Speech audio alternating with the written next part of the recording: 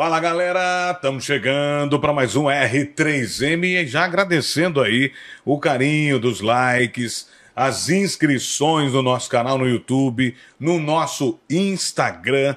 Valeu meu. Mais um, Marcião. Beleza? Beleza? Tranquilo, ia falar Martelo, mas vai, tá valendo, é Marcelo. Beleza, Marcelo, René Marcelo, obrigado pela audiência, você que nos acompanha.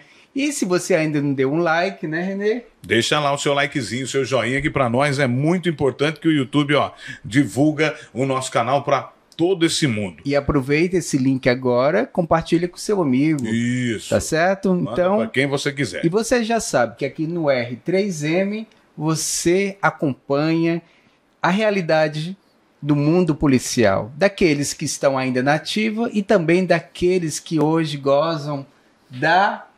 Não da aposentadoria, mas da reforma, da reserva, da reserva. Né? Mas que já deixaram aí a sua história nesse legado da área de segurança pública. Aqui a gente vai contar história, gente. Agora, antes de começar, do Márcio fazer as honras aqui do nosso convidado, eu quero fazer o agradecimento à LAC Concursos, que nos cede aqui os estúdios para que a gente possa realizar o nosso podcast. Tá? Entra aí, tá na tela, lacconcursos.com.br ou então 9921 1041. Esse também é o Zap, tá bom? Se você busca uma carreira sólida de passar no concurso público, então não perca a oportunidade. Acesse agora mesmo lacconcursos.com.br.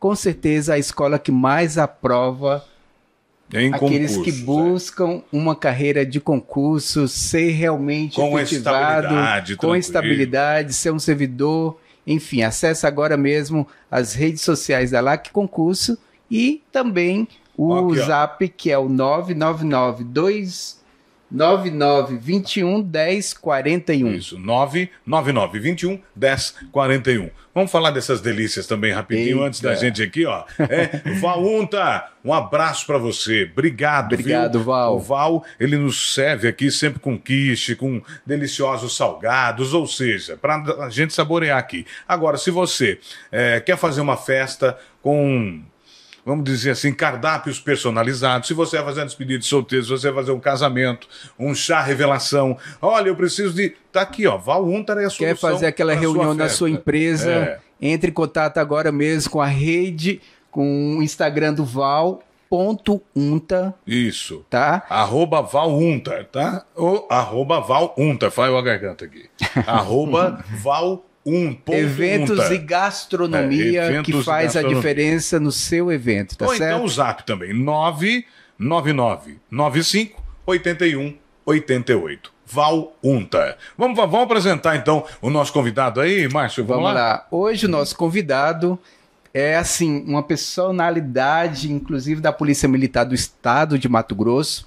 Ele que foi o único até hoje, né, que por 3 vezes foi comandante-geral da Polícia Militar de Mato Grosso. Comando-geral da Polícia Militar. Detalhe, em 3 governos diferentes. O cara tem muita história para contar, não é mesmo? A gente tem a honra de receber aqui o Dival Pinto Martins Correia, coronel reformado da Polícia Militar do Estado de Mato Grosso. Isso. Muito obrigado, coronel Dival, pela presença aqui no R3M. Tá, a satisfação é toda nossa. Maravilha. Poder estar participando com vocês aqui. Legal. E, coronel, já abrindo, você é carioca, né? Sim. Como que chegou a Mato Grosso e como que adentrou na gloriosa Polícia Militar de Mato Grosso? No caso, eu fiz o CPOR no Rio de Janeiro, Centro de Formação de Oficiais da Reserva, e formei na arma de engenharia, né, do Exército. E em 71, eu fiz, em 70 fiz meu estágio lá no Rio de Janeiro, no primeiro batalhão de engenharia, e em 71 consegui uma vaga para servir no 9º Batalhão de Engenharia de Combate em Aquidauana. Naquela época o estado de Mato Grosso era um só. Era um só. Aí lá fiquei 3 anos. Em 74 eu consegui, porque como oficial R2 naquela época, nós tínhamos apenas 4 anos de ativo e depois ia para a reserva. E eu consegui com uma vaga de oficial para ser transferido para oficial da Polícia Militar aqui de Mato Grosso e vim para aqui, para Cuiabá em 74, logo assim depois da enchente, daquela enchente, grande enchente que teve. Quando eu cheguei aqui ainda tinha ainda muito rescaldo da enchente ainda, né? E comecei como segundo tenente da PM, que a gente fazia na época um curso de adaptação. Era isso que eu ia perguntar, coronel, porque naquela época, para você de casa entender, né, a polícia militar, né, que sempre existiu no Brasil, não dá para negar isso aí, mas não tinha, vamos colocar assim, um comando geral com oficiais próprios da polícia militar. Os oficiais vinham para comandar a polícia militar das Forças Armadas, né? Aqui em Mato Grosso, aqui em Mato Grosso. É isso. Especificamente. E aí o senhor veio em 74, quando o senhor tinha mais o quê? 1 ano de oficialato dentro das Forças Armadas? Não. Eu servi 3 anos como oficial de engenharia eram do 4, Exército. né? Eram 4? Eram 4, Tinha mais um. Tinha mais e um. E aí o senhor já pediu para ir para o oficialato da Polícia Militar. Da Polícia Militar. E por que Mato Grosso? Porque eu estava aqui, em Mato Grosso, né? E tinha a vaga aqui. Você estava em Aquidauana, né? E era, inclusive, lá, Aquidauana era a terra do então governador na época, que era o... Pedro Cian. Não. Era o... agora fugiu o nome. 74? Vamos pesquisar. Governador do Mato Grosso em 74. E aí, coronel, quando você chegou a Mato Grosso, né, como tenente, e foi atuar na fronteira da Bolívia, de Rondônia, como que foi essa sua experiência ali na fronteira? No Exército ou na PM? Na PM. Não, na PM eu comecei no 1º Batalhão, aqui no Porto, como tenente, né? José Fragelli. Fragelli, isso. José Fragelli. Nome que deu o antigo estádio aqui de José Fragelli. Verdão. Então, e ele era muito popular, ele lá em Aquidauana ele andava na rua normalmente, com o José Fragelli na época, né? Então, aqui foi o 1º batalhão que você... aí eu comecei aqui no 1º Batalhão, no Porto. E nessa época tinha quantos que só tinha o 1º Batalhão. Era o 1º Batalhão aqui, o 2º Batalhão em Campo Grande, na época da Polícia Militar. Né? Só tinha esses 2 batalhões. E como que era nesse período o Estado ainda unificado? A comunicação, as ocorrências... Era tudo complicado, né? Porque naquela época era tudo por telex, né? Não tinha... Lembra celular, algum relato, não tinha, assim? Tudo a base do telex mesmo. Você lembra algum fato rádio, né? nesse período? Rádio amador, né? Coronel, você lembra de algum fato nesse período? Da dificuldade de locomover para poder chegar até a ocorrência? Aqui, por exemplo, quando eu fui promovido a capitão, fui comandar Cáceres, né? Era estrada de chão daqui para Cáceres ainda, na época. E lá também, Cáceres, eu comandava... A minha área de comando, eu fui comandar a 1ª Companhia Independente, que hoje é batalhão lá. E a gente comandava toda aquela área de Cáceres até Vilhena, até a fronteira com Rondônia. Era toda subordinada a gente. Aquela cidade de Lacerda, ali, tudo a gente pegava, tudo pegava no nosso comando. A antiga capital do estado de Mato Grosso, né, que é o Vila Bela, tudo era subordinado ao nosso comando. E a gente rodava tudo. E a fronteira nesse período aí, o tráfico de droga? Não, era... Principal desafio. Tráfico de droga e roubo de veículo era o principal desafio nosso. Já naquela época? Naquela época que era o forte mesmo. Mesmo? Era. Ali eu lembro que nós fizemos uma operação na fronteira ali que vai para Santa Cruz de La Serra, que era a antiga É uma saída para Bolívia ali, né? San Matias, não, um pouco acima, o Porto Esperidião. Sim. Tinha a saída lá, que tinha as barreiras lá. Eu lembro que nós fizemos uma operação com apoio até do Batalhão Flórida, lá da própria Bolívia. Nós prendemos 60 carros. Caramba! 60 carros. Mas existia essa interlocução, esse intercâmbio com a polícia existia. boliviana? Na minha época eu tinha. Ah. Na minha época eu tinha uma amizade muito grande com eles. E a gente ajudava muito eles também, que eram muito carentes, né? Eu acho que eles eram mais carentes do que a gente. Não, sem dúvida, sem dúvida. Até Natal, às vezes eu fazia lá, Natal, eu tinha fiz amizade com o comandante lá, a gente fazia Natal para as crianças deles lá, ia lá, dava apoio. Então eles eram muito... Coronel, como que era esse enfrentamento ao tráfico na região lá? A gente tinha as barreiras, né? E a gente controlava. Tinha cada saída que a gente sabia da passagem de tráfico de veículo roubado e tudo mais, a gente montava uma barreira. Então tinha várias barreiras, né? E naquela época a gente era muito assim, perseguido, vamos dizer assim, para a gente abrir mão dessas barreiras. Então eu lembro que uma vez... Perseguido pelos traficantes. Pelos traficantes, né? E pelos... Ameaças, o que é? O aliciamento não só, o aliciamento também. Eu lembro que foi um cara lá que ele queria me pagar só para mim deixar de colocar uma barreira numa determinada área que eles passavam com carro roubado e com droga. Ele falou, não, capitão, o senhor não vai perder nada, não vai... O senhor só vai deixar de colocar a barreira nesse local, desse tipo assim. Chegava na caruda mesmo? Na cara dura. Na cara dura. Eu falei, rapaz, você tá lidando com a pessoa errada, porque você acha que eu vou ficar na sua mão? Mas aí, Coronel, por causa de benefício. Essa questão do aliciamento, muita gente cai, né? Ah, sim. E muitos oficiais nossos caíram nessa. Caíram? Caíram. E isso aí. O que, principalmente naquela época, ele se dava a quê? Baixos salários? Ou é mesmo não, do perfil? O problema perfil, de fraqueza moral, né? Que até hoje... que até hoje, isso aí é muito comum em todos os níveis, né? Todos os níveis, até nível de aí você vê... O que na época eles ofertaram a você? Tipo, o que seria hoje? Dinheiro, sempre grande dinheiro, quantidade. Grande quantidade. Que compensaria, né?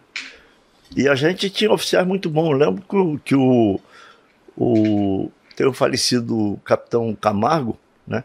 Que ele chegou uma vez em Cássio, um cara preso com 40 mil dólares que o cara ofereceu para ele prendeu o cara com 40 mil dólares. 40 mil dólares. E mais o material de tráfico de cocaína que o cara estava levando, que o cara ofereceu dinheiro para ele prendeu tudo. Levou preso com tudo. Ele poderia ficar com dinheiro, deixar o cara passar, né? Ninguém ia saber de nada lá no meio do mato. Que a proposta do cara era essa. Infraestrutura quase zerada, né? Não tinha. Vocês não tinham nenhuma inteligência, nenhum computador, GPS, não, que existe hoje. Era na raça. A inteligência era na raça mesmo. Ninguém ia ficar sabendo, quer dizer. Era muito fácil. Então deve ter passado muita droga na época. Mas às vezes falhava a nossa barreira, né? Porque a gente não era também eficiente 100%. Sim, claro. Vocês eram quantos policiais na época lá na fronteira? Era o quê? Nós tínhamos umas 5 barreiras que a gente tinha em ponto estratégico e cada coisa era um comandante e 4, 5 soldados só. Cada barreira dessa que a gente revezava. A gente revezava, né? Ficava uma semana, levava material de comida, de manutenção, né? De coisa.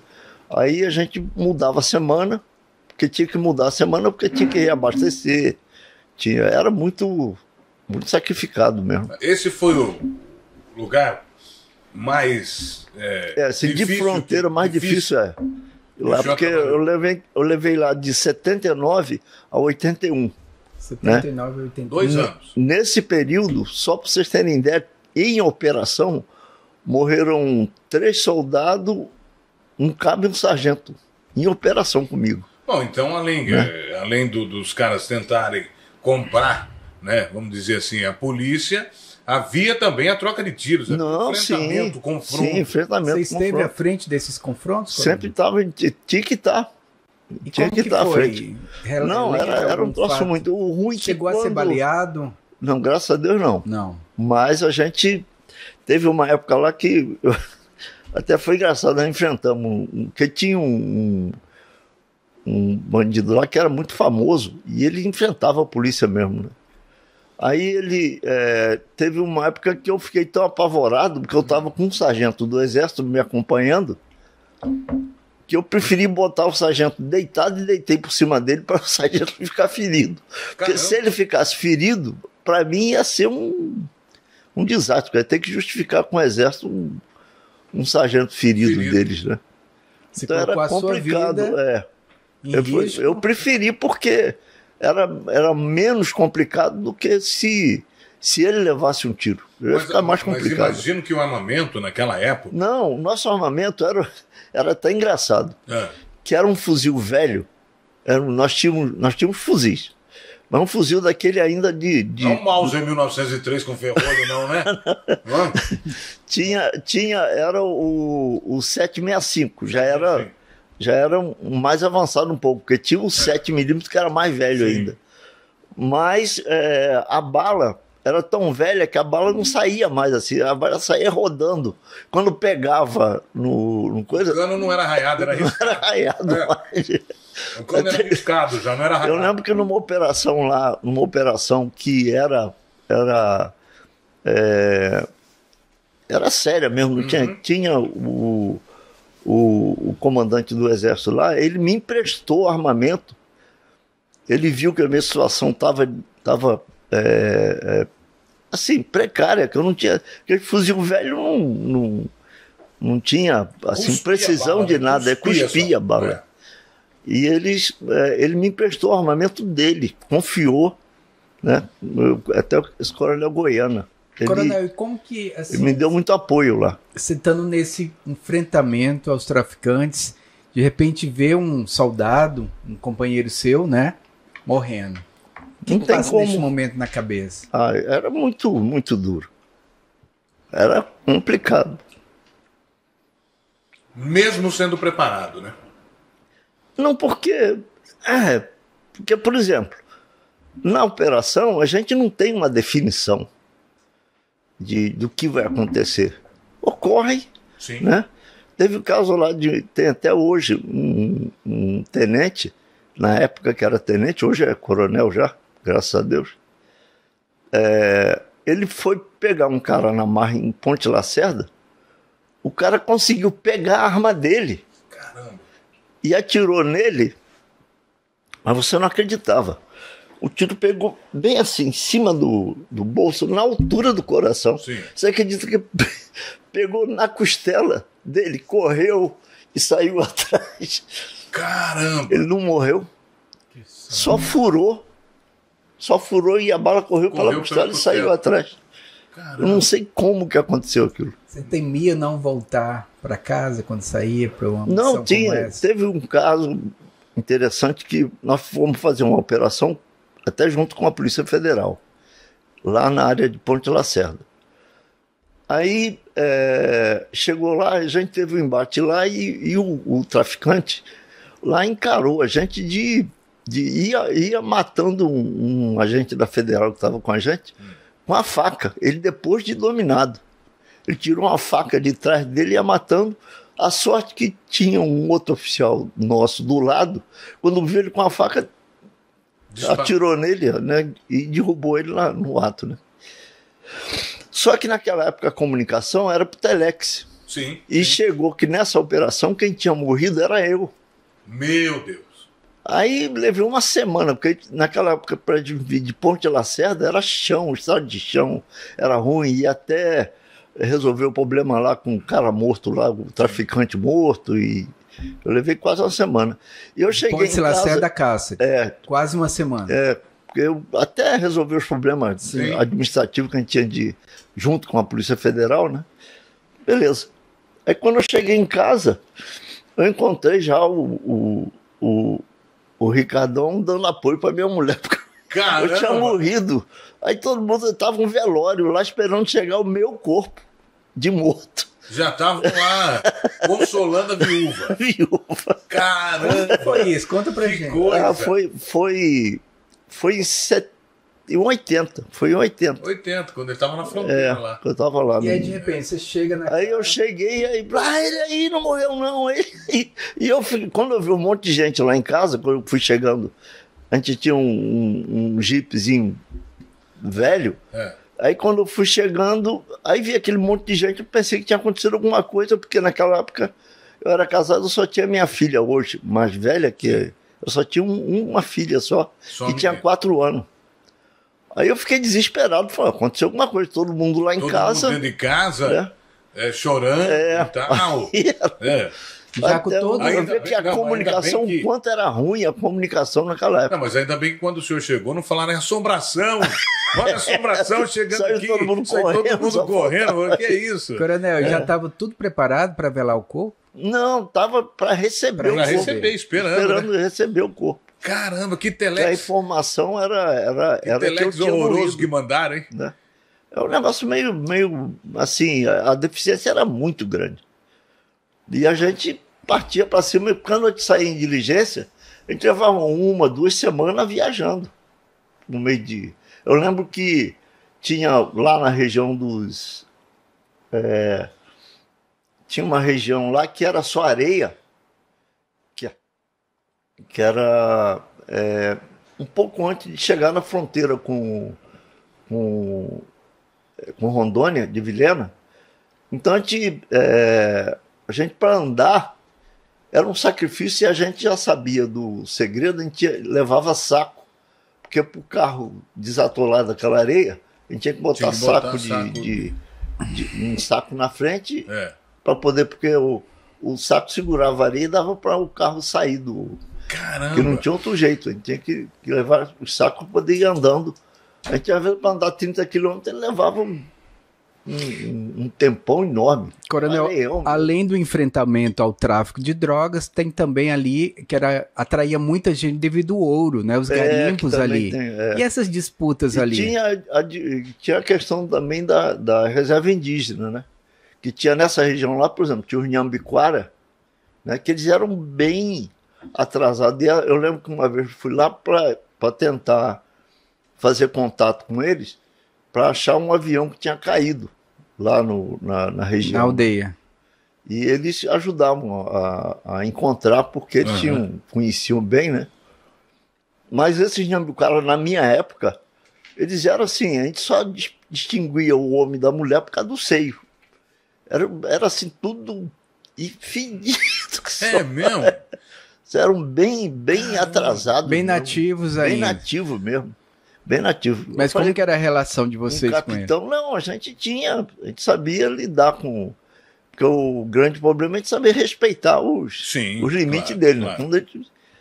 A gente não... Mas eu acredito ainda que existam índios ou povos originários, que hoje não pode falar mais índio, né? Que é povos originários. Eu acredito ainda que existam povos originários ou indígenas que ainda não tiveram contato com o homem branco. Mas eu acho que aqui em Mato Grosso... Não, Mato Grosso acho que não, mas na Amazônia deve ter, viu? Porque hoje aqui em Mato Grosso nós temos, curiosamente, tem o pessoal que é atrasado ainda, porque, por exemplo, na Cruz Vermelha, quando eu fui presidente, eu tinha uma representação indígena na região lá que é até dos Terenas. Que os Terenas, eles eram de Mato Grosso do Sul. E eles foram expulsos de Mato Grosso do Sul, e o estado de Mato Grosso deu uma área de terra para eles lá para cima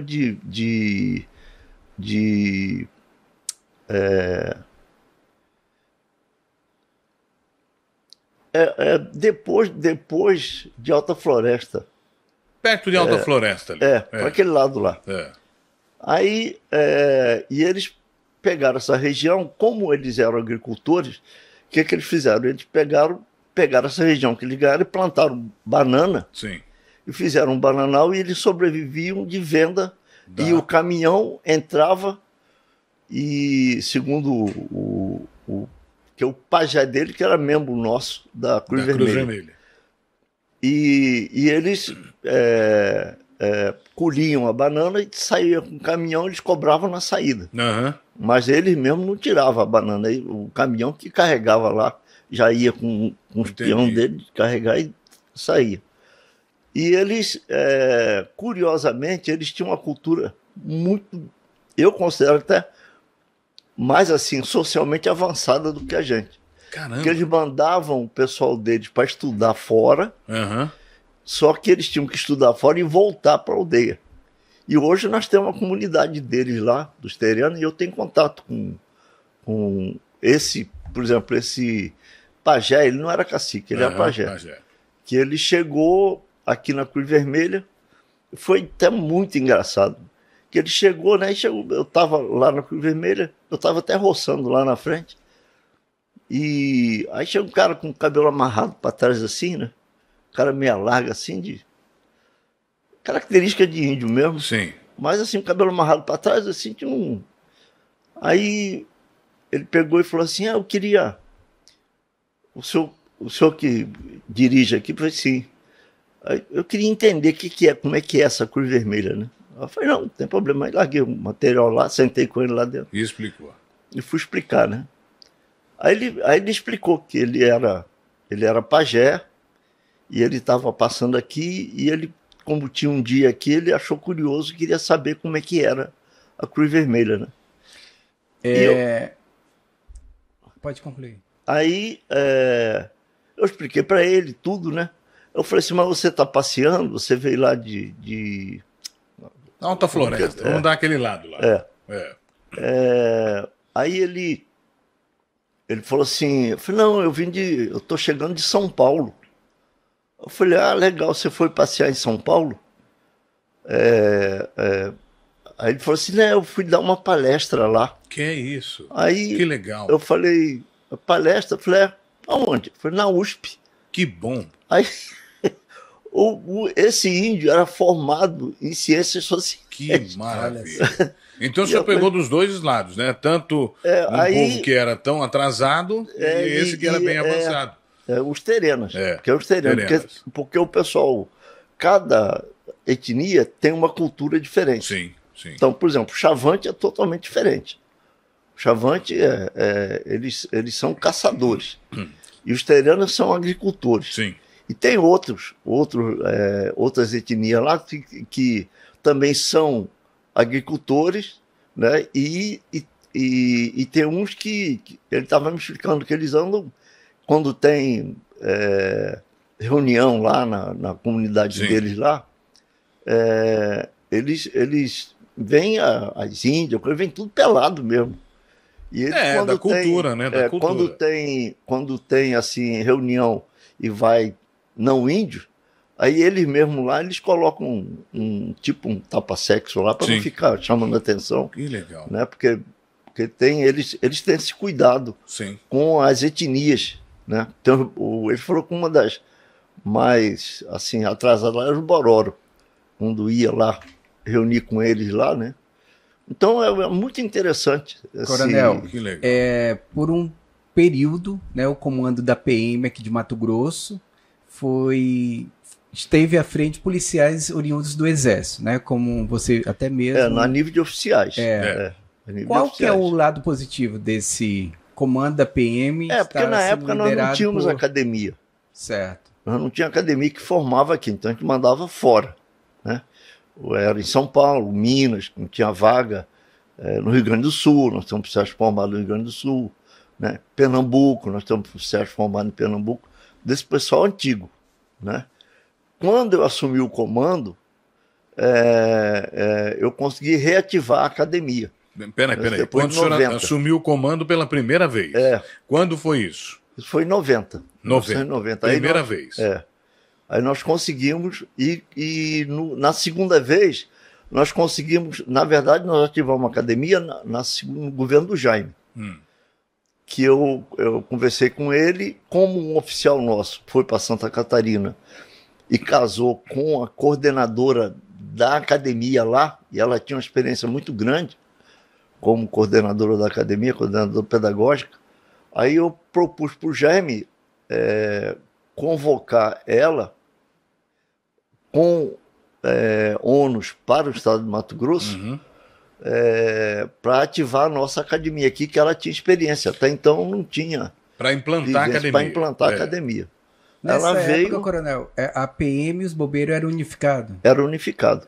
E No por que governo que do Jaime, separaram? não, no governo do Jaime é que nós separamos. Aham. Que eu era o comandante, eu fui comandante da separação, por isso que até eu sou Mas não considerado- deixam de ser militar. Polícia Não. militar, Corpo de Bombeiros Isso Militar. foi bom, coronel, a divisão? Não, foi. Foi porque antigamente o pessoal tinha esse negócio de o comandante era comandante de tudo, mas só tem que a verba que vinha para a corporação não era suficiente que você, para consertar uma Magiros daquela do bombeiro, aquelas escadas Magiros, era o valor de conserto de 10 carros da PM. Certo. Então era complicado, a gente gastava todo o dinheiro com uma Magiros e ficava sem dinheiro para Sem consertar viatura os na carros. rua. Sem viatura na rua. É. Então era complicado. Então com essa separação, o Jaime aceitou a ideia, né? Aí nós Cada um tem o seu conseguimos- orçamento. Aí ficou 2 comandantes gerais de independentes, né? E cada um com seu orçamento próprio, o bombeiro com orçamento próprio para eles e a PM com orçamento próprio para a gente. E ficou muito bom porque oxigenou, que muitos oficiais que a gente ficava naquele negócio de ter vaga para ser promovido, né? Foram, com a divisão, foram promovidos mais rápido, né? Por exemplo, o meu ajudante de ordem na época, que foi quando logo ele ficou na PM, ele ficou no bombeiro, e ele foi até comandante geral, hoje é aposentado também, já está na reserva também. Coronel, você até hoje é o único que, por 3 vezes, foi comandante-geral nos governos de Carlos Bezerra, Jaime Campos e Dante de Oliveira, Dante Oliveira, né? E, em comum, você sempre foi convocado em momentos de crise. Nessas... Quais são as suas qualidades, um verdadeiro gerenciador de crise? Por isso que foi convocado? Gerenciamento de crise. Eu acho que foi nesse sentido, porque eu lembro que na primeira vez, em 90, eu fiz uma coisa que para mim ficou na história. No primeiro momento você assumiu os salários atrasados por 3 meses, é isso? Estava atrasado e ganhando... A tropa ganhando revoltada. praticamente menos salário mínimo. O pessoal já estava... Fizeram porque o militar não pode fazer greve, mas aí as esposas recolheram as fardas dos policiais. Então, os policiais era uma forma de... Sim, de dizer, ó, não tem como eu trabalhar porque minha mulher escondeu minha roupa. Era mais ou menos isso. E eu fiz como eu era subsecretário, eu fui designado para ser comandante. Eu reuni no antigo Verdão, né, hoje é a Arena Pantanal, 1.700 homens em forma. 1.700 homens em forma. Isso era a tropa na época? Era a tropa na época aqui em Cuiabá. Entendeu? Mas veio pessoal do interior também, Sim. que eles queriam discutir, ver que decisão que tinha.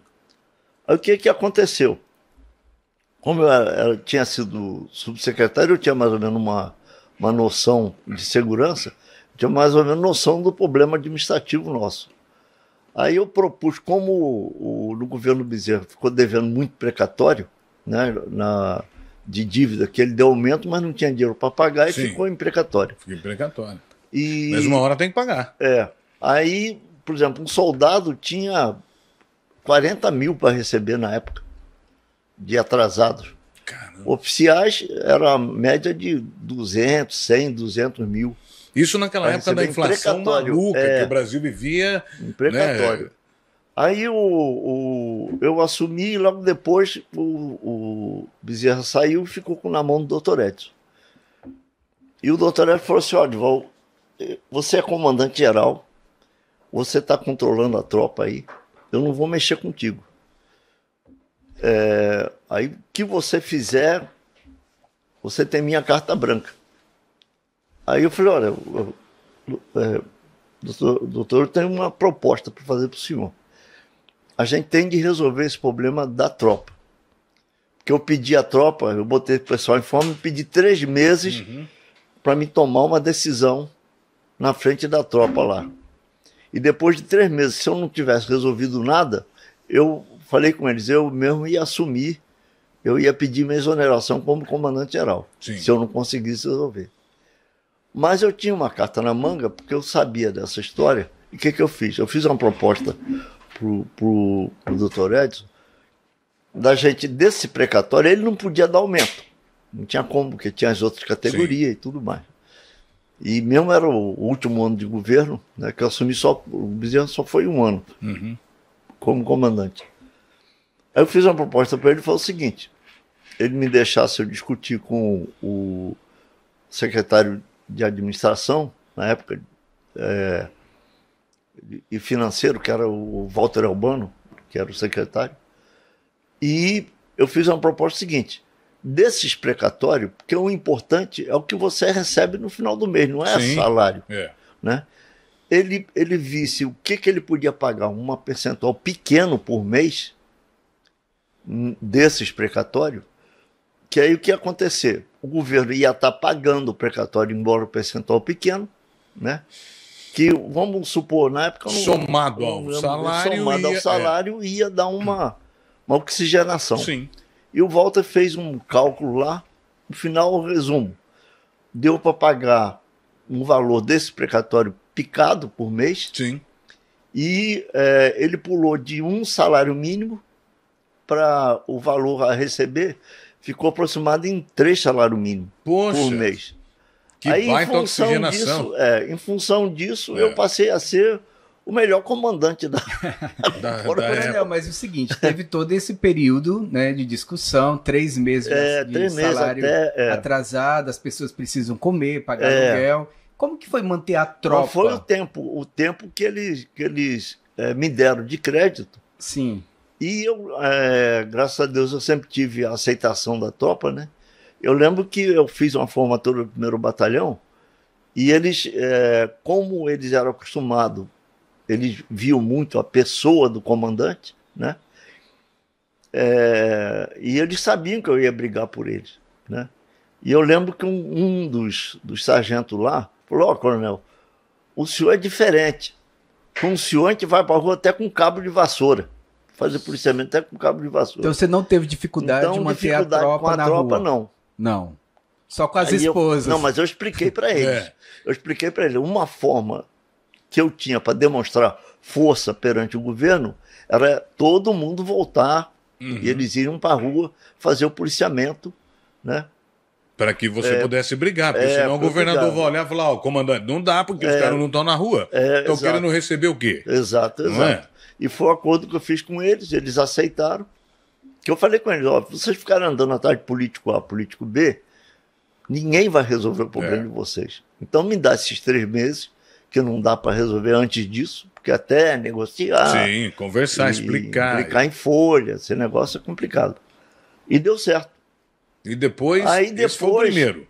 Aí depois eu fui até o final do ano, aí o pessoal ficou equilibrado, que eu consegui fechar o ano, né? Terminou o ano, eu saí do comando, porque era do governo, entrou o Jaime, aí já me botou outro comandante, que foi se eu não me engano, o Coronel Silva. Quando o senhor sai do comando, o senhor volta para a corporação? Eu voltei para a corporação. Entendi. Voltei para a corporação. Aí, como coronel, a gente tem as funções de coronéis, eu assumi uma função. Coronel, você também foi subsecretário de Segurança Pública do Estado e também subsecretário de Justiça. Junto, né? Porque ele... Na época do Hilário Moser e do desembargador Oscar Travassos. Não, Oscar Travassos foi no governo do Jaime. Do Jaime. Mas você foi subsecretário nesse período? No período do Bezerra. Do Bezerra, que foi o Hilário. Hilário, né? Exato. E como sub também do Travassos? Não. Não? Não. Tá, mas você era comandante-geral do Travassos. Na época deixa eu te colocar. Quando eu saí do governo do do Bezerra, eu fiz uma proposta para ir para a Escola Superior de Guerra, para fazer o curso na Escola Superior de Guerra, na ESG. Porque eu já era esguiano aqui, pela Associação dos Diplomados da escola, eu já era esguiano. Aí, como eu tinha já os títulos daqui, eu fui aceito lá para fazer a Escola Superior de Guerra lá no Rio, né, na URCA. Aí, nesse período que eu saí, eu fui preparado para ir para lá. Uhum. E nesse período, até acertar, o Jaime colocou outros comandantes, e com o doutor Travasso na Secretaria de Segurança. Mas eu não tinha nenhum contato com... Mas o doutor Travasso me conhecia. Ele sabia do meu trabalho e tudo, né? Aí quando eu estava lá, já pronto para fazer a Escola Superior de Guerra, ele ligou para mim e falou assim: olha, eu não estou conseguindo me entender com esses colegas seus aqui, que são coronéis. E contigo eu já sei seu perfil e estou mais acostumado contigo. Você não quer vir comandar aqui? Eu estava lá no Rio, estava morando perto da casa da minha mãe, estava com minha família já estabelecida lá, estava com minhas crianças, que eu tinha as duas filhas minhas, no meu primeiro casamento estava já na escola lá, tudo, casa alugada e tudo, e eu tinha bolsa de estudo para estar lá. Sim. Né? Aí eu falei com ele, falou: eu fico muito honrado, o senhor está me convidando, mas eu já estou aqui no Rio. Estabelecido. Era estabelecido, vou começar as aulas agora, era até em fevereiro, ia começar primeiro em março, né? Vou começar agora as aulas em março, porque eu tirei férias até me organizar, né? Em março, então eu agradeço a honra mesmo, porque eu sabia que era outro pepino assumir de novo. Outro governo, o comando que a gente já passado pela experiência, né? Aí ele falou: tá bom, já que você não aceitou meu convite, agora é uma ordem. Você foi convocado. Caramba! Você vai vir. Chama o gerenciador de crise, mais uma vez. Mas eu não tenho como ir agora, porque eu tô aqui, eu tenho de rescindir contrato de aluguel, eu tenho de tirar minhas crianças da escola. Sim. E aí ele falou assim: não interessa, faz o que você tiver aí, vê toda a despesa que você vai ter, e chegar aqui eu cubro toda a despesa, mas você vai assumir sim. Aí foi bom, agora eu tô enrolado, né? Porque que ele falou que cobre toda a despesa, né? E eu lembro que na época deu 10 mil reais. Era Cruzeiro Real.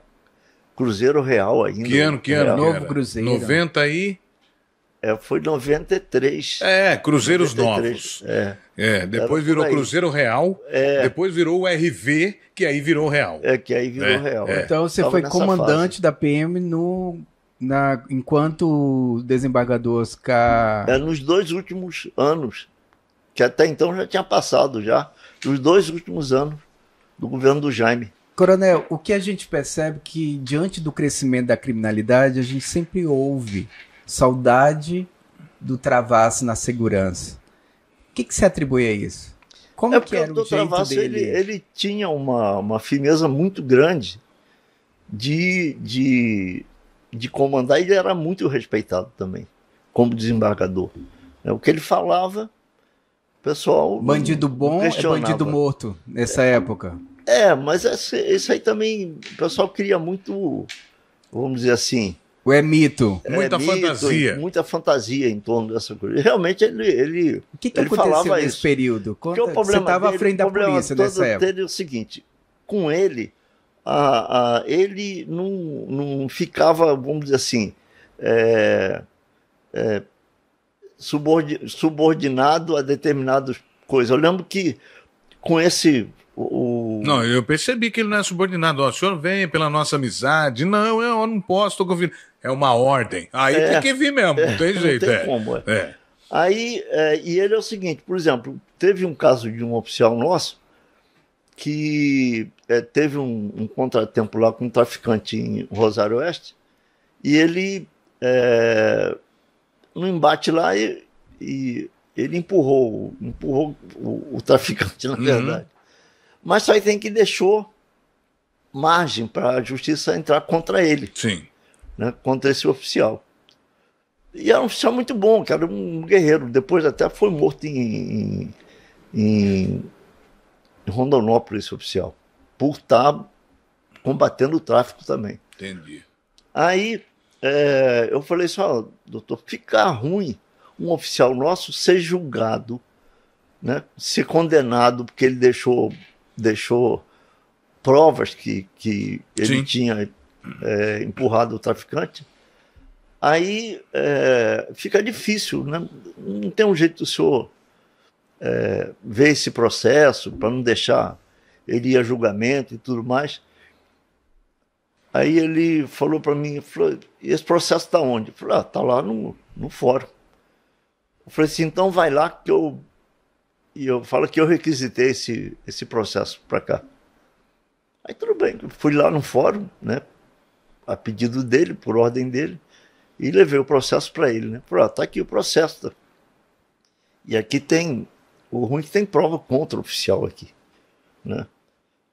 Aí ele pegou o processo e simplesmente olhou o processo lá, aí pegou e rasgou tudo e jogou no lixo. Eu falei assim, caramba! E agora?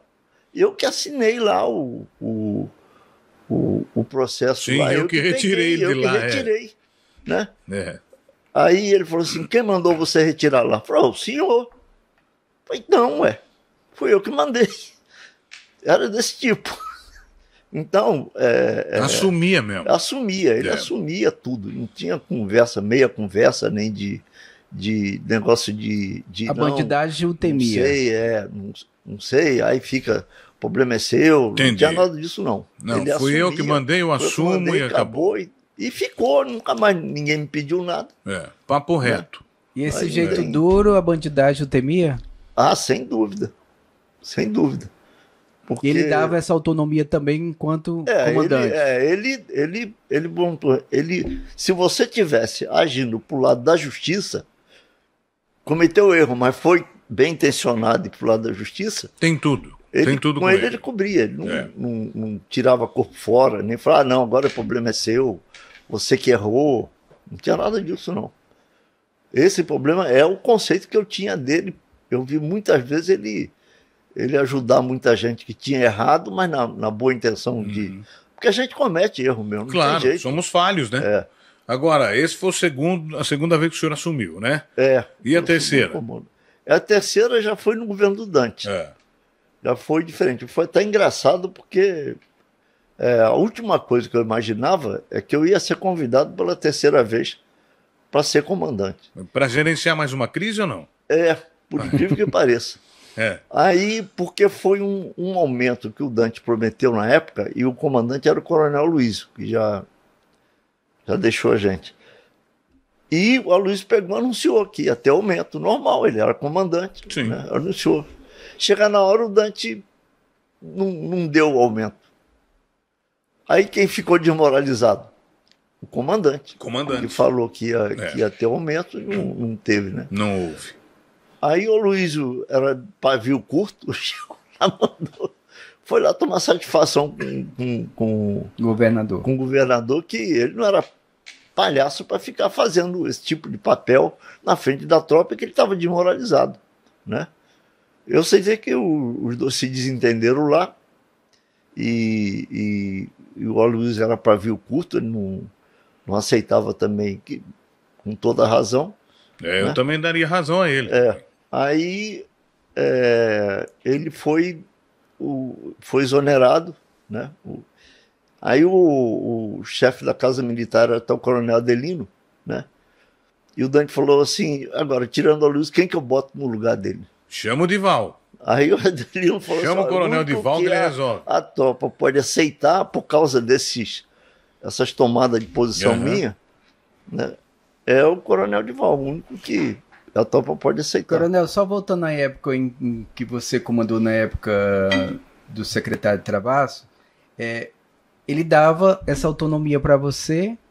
Como que você avalia hoje, por exemplo, que tá essa discussão, essa polêmica do policial usar ou não a câmera durante a ação? Câmera corporal, né? Câmera corporal. Você é isso favorável? aí, você acha que...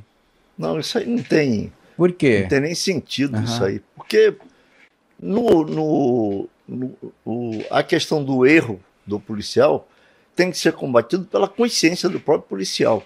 Se ele está errado, ele tem que ter consciência que ele errou e eu não sou a favor de erro desse sentido de, por exemplo, de espancamento que a gente vê, essas coisas aí, nunca eu dei cobertura nenhum desse tipo de coisa. Porque o policial, ele é um agente social.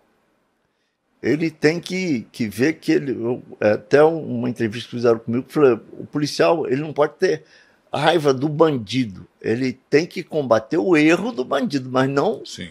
Que o bandido é um cidadão que tem os problemas dele, que errou pelas razões dele, e que é muito fácil a gente ver esse lado, como você ter por exemplo, se você tiver um irmão que é bandido, que errou e coisa e tal, você não vai querer que ele seja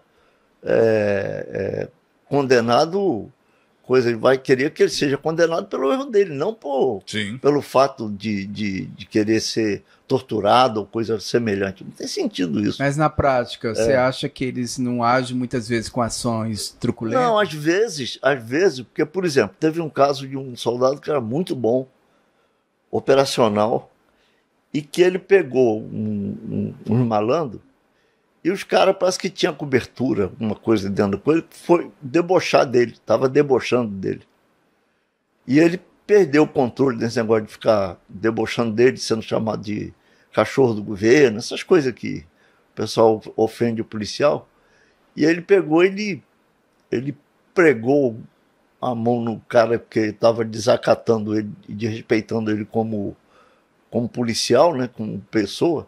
E no final morreu o cara. O cara morreu. Matou o cara por causa da raiva dele na hora, né? E ele foi condenado.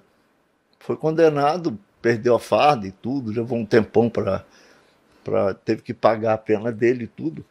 Então, esse tipo de coisa ocorre de você, como autoridade, ser desacatado, ser coisa. Você é um ser humano também. Sim. Você perde o controle. E que normalmente ocorre é isso. Porque alguns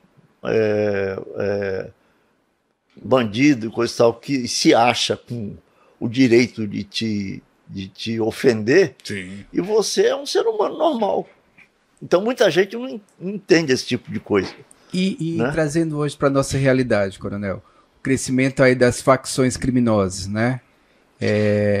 Como que o policial, para enfrentar esse tipo de criminalidade, que elas estão cada vez mais organizadas, aliciando cada vez mais pessoas, hoje, muitas vezes até assistindo às comunidades onde o poder público às vezes falha. Né? Hoje, infelizmente, isso aí é uma realidade social que a gente enfrenta, né? A gente não pode estar livre disso, e a gente tem dois aspectos aí que eu considero problemático, que às vezes tem muitos policiais que, por não ter cobertura nenhuma até do próprio Estado em determinadas coisas, se alia ao próprio bandido, que é mais conveniente, né? E tem casos desse. E, infelizmente, é o que ocorre pela falta de... que hoje, você como policial, você não tem nenhuma cobertura do Estado de você cobertura agir. Você fala em que sentido? Jurídica. Se você é condenado e acabou. Você fez que você não tem cobertura nenhuma. Você não age em nome do Estado. Você paga pela sua pena. E já teve... Antigamente, então, eu lembro que teve um caso de um sargento, até em cárcere mesmo, uma barreira. A barreira anterior pegou propina. E ele assumiu o comando, né, não estava nem sabendo o que tinha ocorrido na barreira anterior. E o cara denunciou.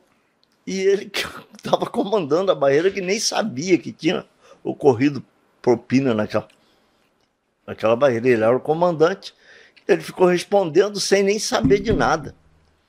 E olha, foi duro. Eu lembro que esse sargento, eu tinha até vendido uma casa para ele, e ele estava para me pagar. Ele teve que dar essa casa que eu tinha vendido para ele para o advogado para poder fazer a defesa dele, Sim. porque ele não sabia de nada. E ele conseguiu provar a inocência dele. Depois, porque os próprios envolvidos na propina lá, parece que depois explicaram que ele... Deram com a língua nos dentes. que ele não estava sabendo de nada. Na verdade, o senhor quer dizer que quando você sai em nome do Estado. Mas se alguma coisa errada acontecer, acabou o Estado. Você volta e vem para você como pessoa física, como cidadão. E até hoje tem essa falha. Nenhuma. Até não hoje. tem cobertura. Até hoje tem essa falha. Até hoje tem essa falha. Tá. Não tem cobertura.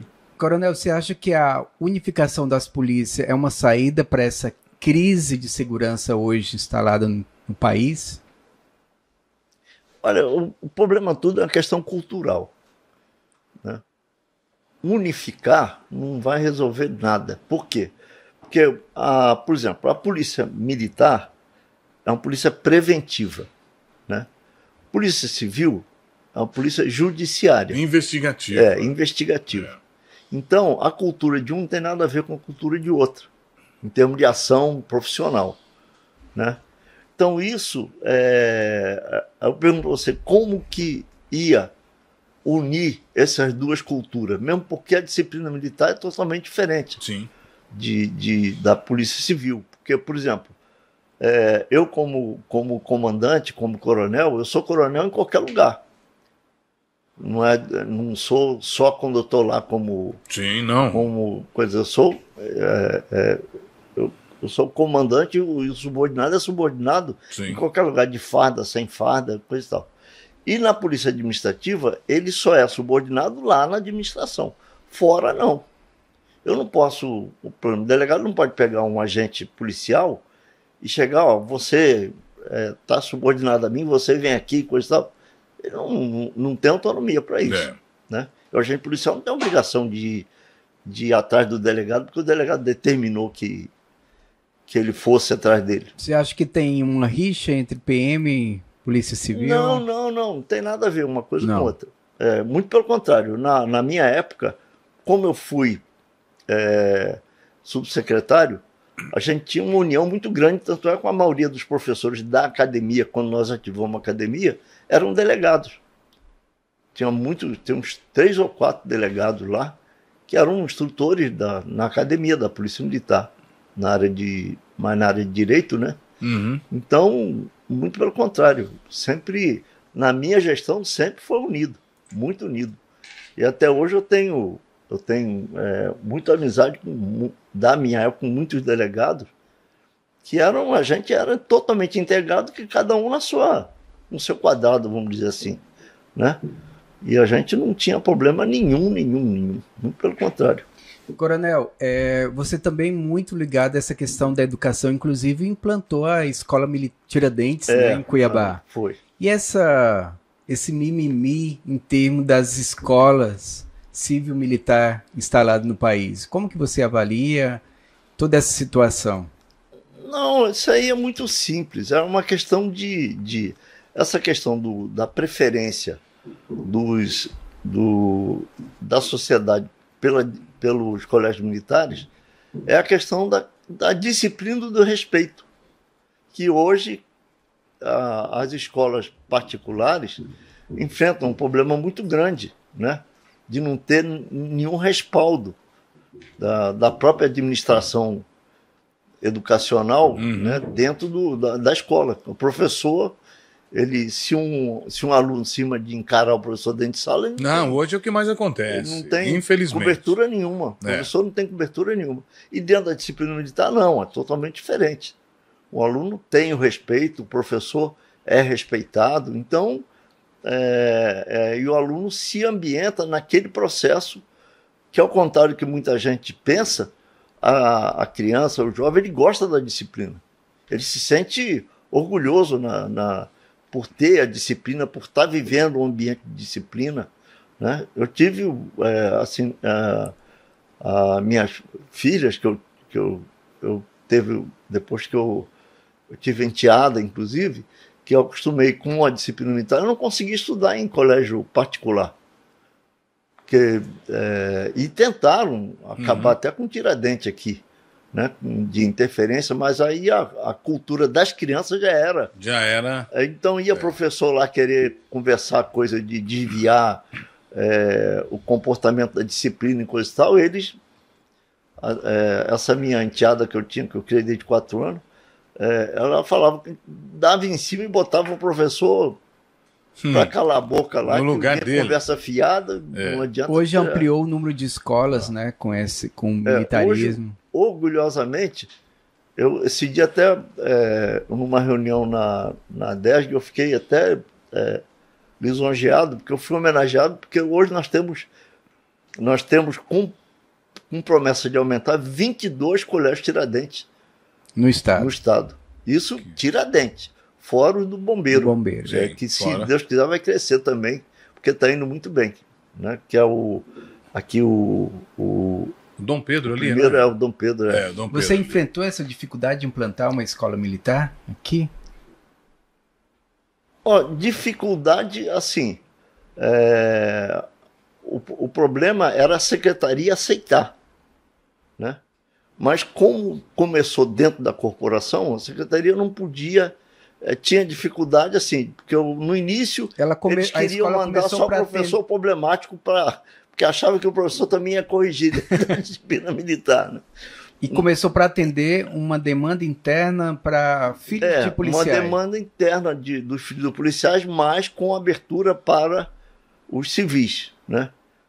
Que, inclusive era muito concorrido, né? Ficou meio a meio, né? Certo. Teve concurso aqui que tinha 50 candidatos para uma vaga no Tiradentes. Caramba! Nossa! Né? Mas o tempo está esgotando aqui. Vamos mostrar alguns trabalhos do Coronel aqui. Coronel, fala um pouquinho sobre esses trabalhos, livros aqui, que é interessante, olha. É bom frisar, né, que o Coronel Divaldo também tem essa veia poética, gosta da literatura, né? Reflexões em prosa e versos. Esse aí foi o primeiro que eu tenho uma honra muito grande ter sido prefaciado pelo nosso saudoso professor Lenine Povas, que era aqui, ele era membro da Academia de Letras, né? E ele prefaciou esse primeiro livro meu, porque foi o primeiro livro. Esse aqui, corta aqui, Rodolfo, para nós aqui. Aí, ó, esse aqui, ó. Depois que eu lancei o segundo, que foi esse, A Violência e o Ato Criminoso. Esse aqui. Esse é o volume 2 da poesia. Esse aqui, ó. Aí depois eu lancei esse. O ato criminoso que aborda a violência. A violência e o ato criminoso. Que a tese dele é o seguinte: todo ato criminoso é uma violência, mas nem toda violência é um ato criminoso, porque só é ato criminoso que está positivado previsto no Código Penal. Um exemplo, escrito. Coronel, sobre isso. Exemplo, por exemplo, eu vi um caso muito, que inclusive eu fiz constar nesse livro. Eu estava fazendo o curso de Direito. Sim. Eu fiz até o 2º ano de Direito, mas aí parei porque eu fiquei com vergonha, porque eu ia para dentro de sala de aula dormir. Cara. E embora a minha nota fosse boa, mas e eu era professor de filosofia e às vezes o professor pedia para mim dar aula no lugar dele, no próprio curso de Direito, porque ele sabia que eu era professor na academia também, né? Que eu tinha o curso. E ele tinha meninos lá que eu criticava ele, falei: vem cá, rapaz, seu pai está pagando a faculdade para você fazer o curso. E você não faz trabalho, não liga, não se importa, não coisa. Aí eu até contei essa história aí. Ele falava assim: Coronel, se eu não vier para a faculdade e fizer esse curso, meu pai não me dá mesada, não deixa o carro comigo. Então mas eu não quero, eu detesto esse negócio de direito, mas eu sou obrigado a fazer, porque se eu não fizer, eu não tenho o apoio do meu pai, que é advogado.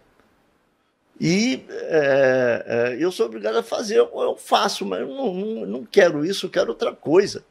Então, essa situação, às vezes, muitos pais cometem esse tipo. É uma violência. Sim, mas não é crime. Mas não é crime, não tem como. Não tem como ser crime. Sim. E na história minha, eu conto a história que Hitler também foi um caso desse. Porque o Hitler, desde novo, ele queria ser pintor. Mas pintor, na época, era coisa de boió. De vagabundo. Do cara sem... Então, o pai dele impediu ele seguir a carreira dele. E ele ficou revoltado por isso. Tanto é que na história conta que ele tem até quadros dele, né? Uhum. Que ele deixou na história Sim. de pintura dele, que ele gostava de pintura. Então ele foi um típico de violentado nos anseios dele de artista, né? E deu no que deu. Um desvio de comportamento afeta isso aí. Né? Maravilha. Tem um trecho aqui de uma das suas reflexões, né, que fala o seguinte: não existe na Terra poder que não seja delegado, razão pela qual tem sempre que ser descentralizado. Não se iluda aquele que foi investido do poder, pois da mesma maneira que recebeu, poderá perder. Você que esteve à frente por 3 vezes ao comando de um comando geral da Polícia de Mato Grosso, foi subsecretário de Segurança Pública, de Justiça do Estado, né? Quando traz uma reflexão dessa sobre a descentralização do poder, qual a mensagem que você quer passar? Essa daí porque muita gente assume, principalmente dentro da vida militar, assume o comando e vem atrás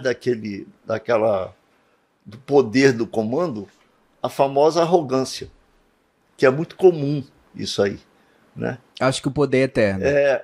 Não é questão de achar que o poder é eterno, é achar que, como está no poder, pode pisar nos outros. Isso. Entendeu? Isso é a arrogância, comum, né? Isso também em empresas particulares também ocorre isso. Então... É aquela frase, quer conhecer o homem, dê poder a ele? Exato. Quer dizer, está em cima disso aí. Né? Agora, só que nessa poesia aí, lá para o final, você vai entender que o sentido aí do poder também está na questão de você convencer os que estão contigo. Uhum. E nem sempre o que você quer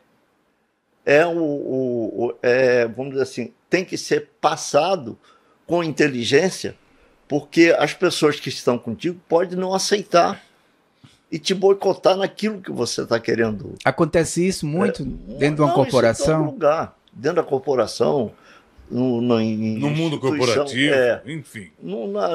Na administração existe isso que muita gente não entende. Essa questão do convencimento daqueles que estão subordinados a você, né?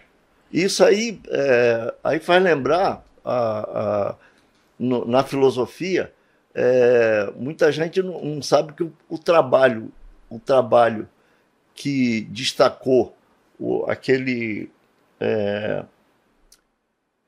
que ele orientava os reis sobre esse detalhe. Por exemplo, você quer ter um subordinado fiel a você, você dá para ele as necessidades que ele manifesta para poder ele se sentir fiel a você, para não perder aqueles interesses. Porque normalmente tem os interesses dele. Sim. Então, por exemplo, se você tem um subordinado, um exemplo bem simples, que gosta de pescar. Então você sempre leva ele para pescar. Então ele se sente realizado com aquilo. Para você ter ele com você. Contigo, Porque ele é um companheiro seu de pescaria, independente de qualquer coisa, né? Aquele filósofo Maquiavel, ele orientava os reis nesse sentido, né? Isso aí foi usado por muitos políticos e até hoje. Isso aí, essa teoria do Maquiavel é aplicada. Por quê? O que faz com que muitos políticos se subjuguem a determinadas coisas que a gente acha que ele não poderia ser? É a conveniência. E nós tivemos agora, na própria Cruz Vermelha, tivemos um caso do secretário que estava agindo contra a pessoa do presidente, porque a mulher dele foi captada, recebia 30 mil para estar no lado de um grupo que era rival do presidente. Meu Deus. E ele secretário do presidente, mas boicotava para para a mulher não perder o emprego no grupo que era contra o presidente. Então, quer dizer, isso aí é muito comum na nossa sociedade.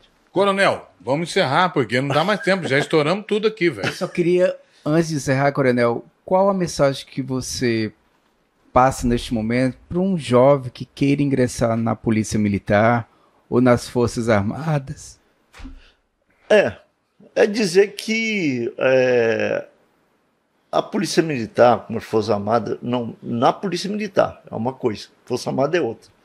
Então, na Polícia Militar, você tem que ter a consciência de, como em todo lugar, de servir o próximo. E não puxar para você determinadas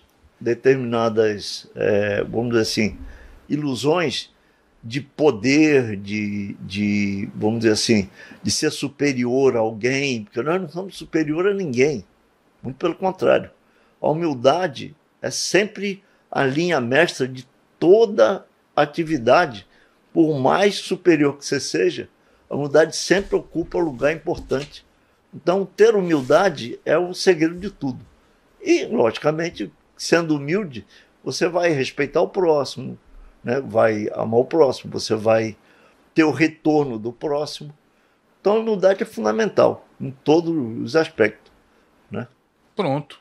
Encerramos, então? Maravilha. Obrigado, Coronel Dival. Obrigado, Marcião. Valeu. Mais um. E obrigado você que nos assiste aí. Deixa seu like, dispara o nosso link para os amigos, compartilha com todo mundo e entra também no nosso Instagram, tá? Tem cortes ali, aí você vai assistindo ao vivo com a gente. Mas o mais importante de tudo é o like e a sua inscrição. Coronel Divaldo, muito obrigado pela presença. A gente pôde aprender muito. E você em casa, aproveita, compartilha esse link, dá um like e a gente se encontra na próxima semana com mais um episódio do R3M. Até a próxima.